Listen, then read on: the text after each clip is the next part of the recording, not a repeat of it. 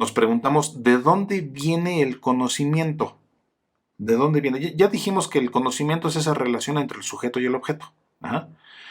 Ya dijimos que el conocimiento es la aprehensión que el sujeto hace del objeto. O sea, la asimilación intelectual que el ser humano hace de la realidad social circundante, hablando de un conocimiento de las ciencias sociales. ¿No? Ya dijimos que ese es el conocimiento. ¿No?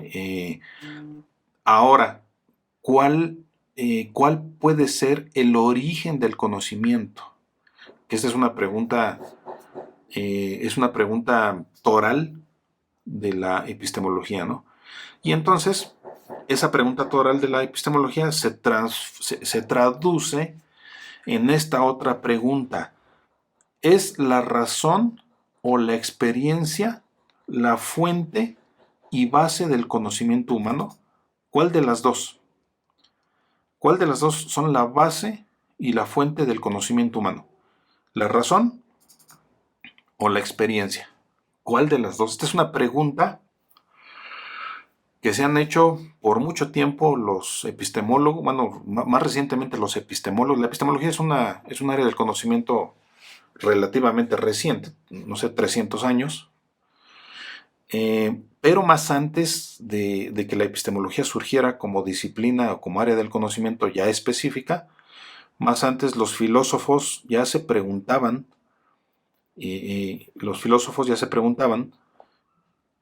cuál es la fuente o base del conocimiento humano, si es la razón o la experiencia. Y esta pregunta va determinada precisamente porque el conocimiento puede tener cualquiera de estas dos fuentes, de estos dos orígenes, de acuerdo con algunos epistemólogos. ¿Cuáles son? Puede ser la experiencia, es decir, hasta que no experimente el fenómeno, hasta el momento en el que el ente cognoscente, o sea, el sujeto, experimente el fenómeno, hasta ese momento no va a ser posible que el ente cognoscente lo conozca. ¿Qué significa esto? Que tiene que experimentarlo para conocerlo. O dicho en otras palabras, si nos preguntamos qué pasa si me aviento del quinto piso, la forma de obtener el conocimiento basado en la experiencia nos obliga a experimentarlo, ¿no? A literalmente aventarnos del quinto piso para ver después qué es lo que sucede, ¿no? Esa es una fuente del conocimiento.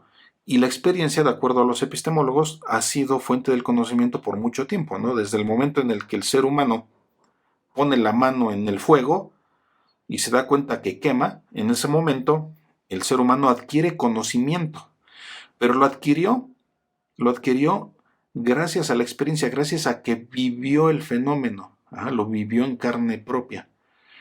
Entonces esta puede ser una de las fuentes del conocimiento. La otra fuente del conocimiento puede ser la razón, es decir, no necesito experimentar lo que va a pasar si meto la mano al fuego, ¿no? O no necesito experimentar qué es lo que va a pasar si me aviento del quinto piso para saber que me voy a quemar o para saber que me voy a matar, ¿no? En el segundo caso, ¿no? Si me aviento del quinto piso, pues me voy a morir, ¿no?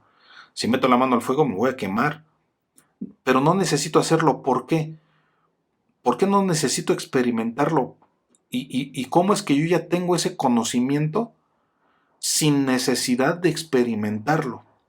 Porque ya otros lo experimentaron y lo dejaron establecido y lo dejaron como conocimiento para, para que los demás lo supieran o lo tuvieran presente, ¿no? ¿Por qué es importante todo esto para nosotros como investigadores? ¿Por qué? Porque dependiendo del objeto de investigación, vamos a utilizar una u otra corriente epistemológica o corriente del conocimiento, y derivado de eso vamos a aplicar uno u otro método de investigación. Ajá. Por ejemplo, si voy a investigar, la causa por la que solamente el 7% de las personas acudieron a la consulta popular, ajá, y para investigar esta causa no existe ninguna referencia teórica que me permita a mí poder llegar a un conocimiento sin necesidad de experimentarlo. Si no existe este conocimiento previo, voy a tener que ir a casa por casa a tocarles la puerta, y cuando salga la persona le voy a tener que preguntar: oiga, ¿usted por qué no acudió a la consulta popular? Y que me conteste. Voy a tener que hacer encuestas, voy a tener que aplicar instrumentos de campo, instrumentos de investigación de campo, para obtener la información que yo necesito para determinar cuál es la causa por la que solamente hubo un 7% de participación en la consulta popular. Y esta es una metodología de investigación de campo que tiene su sustento en una corriente del conocimiento empirista, que es aquella que se apoya en un origen del conocimiento basado en la experiencia. Ajá.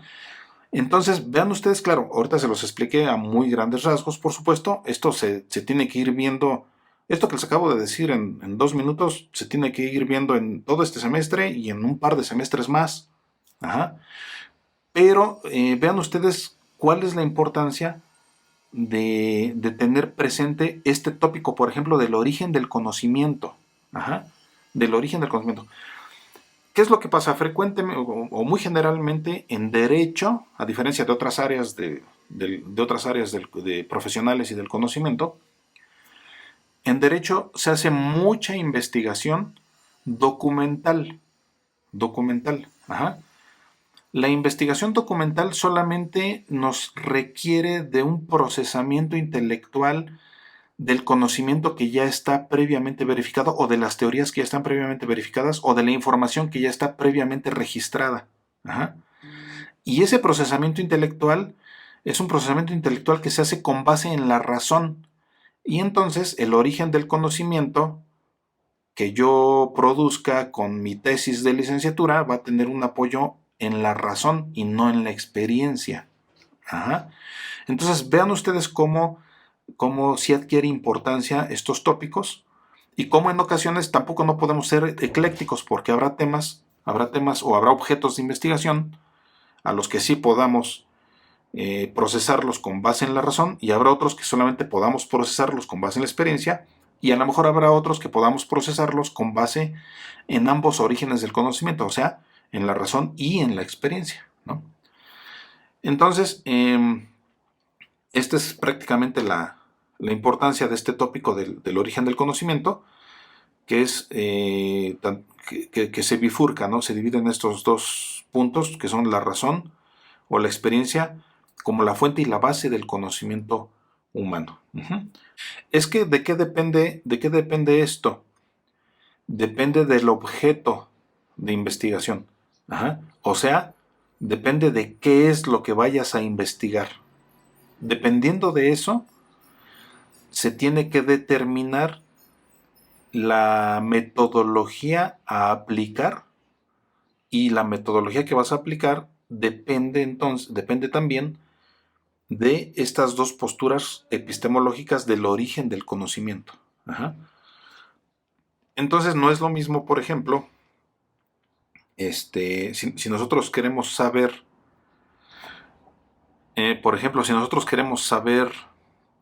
cuál es la razón por la que los niños que limpian los parabrisas en Toyocan, cuál es la razón por la que los niños que limpian parabrisas en Toyocan lo hacen solamente en domingo. Vean ustedes que es una pregunta muy específica. Y si no existe ninguna otra referencia o ninguna otra fuente de la cual podamos nosotros obtener información para procesarla y obtener conocimiento nuevo de manera racional, si no existe esto, entonces vamos a tener que ir directamente a preguntarles a los niños y a indagar con ellos y a preguntarles y a obtener directamente la información ahí, irnos a parar a Toyocan y preguntarles ahí bajo el sol y con el calor y todo y a obtener la información para yo poder generar el conocimiento y poder responder mi pregunta. Ajá. Y vean ustedes cómo esto está basado completamente o casi completamente en la experiencia. ¿No? En la experiencia. Ajá. Pero claro, esto es porque el objeto de investigación así me obliga a establecer, así me obliga a establecer esa metodología, porque ese objeto de investigación requiere específicamente de una metodología de este tipo, ¿no? Pero habrá otros objetos de investigación que ni siquiera necesite salir de mi casa, ¿no?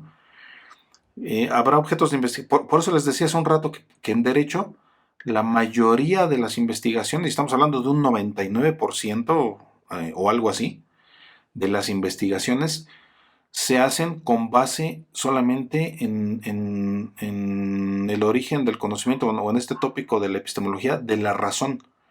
¿Por qué? Porque es investigación de tipo documental, la mayoría. La mayoría. Ajá. Y casi siempre se quiere hacer investigación, se quieren hacer tesis, casi siempre para proponer una reforma a una ley, ¿no?